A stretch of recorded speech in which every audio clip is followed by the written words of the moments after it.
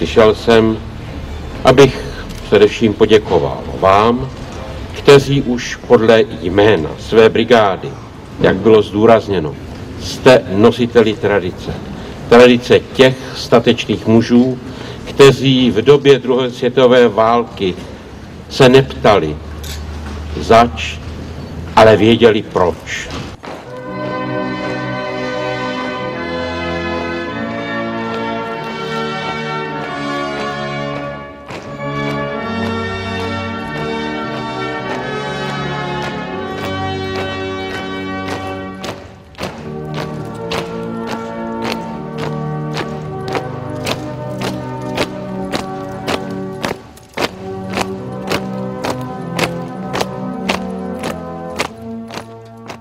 Pane generále, zástupce velitele brigády plukovník Zvonek, jednotky brigády a posádky Praha nastoupeny k slavnostnímu aktu žehnání bojových praporů.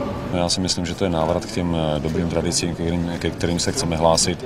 Legionářská tradice je přes tu vzdálenost v čase hodně živá a tradice, které byly tehdy nastaveny, se dnes objevují téměř u všech útvorů a zařízení armády České republiky, takže to vidím spíš jako přirozený návrat.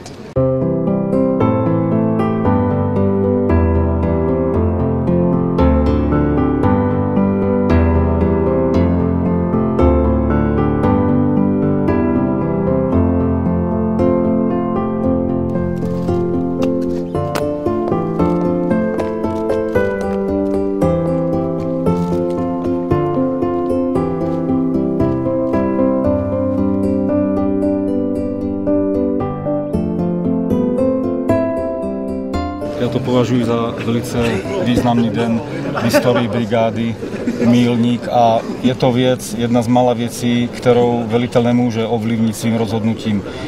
Vzešlo to z vojáků, je to jejich slobodná vůle, je vidět, že jsme se semkli tímhle hlasováním a naši vojáci jsou kdykoliv připraveni hájit demokracii.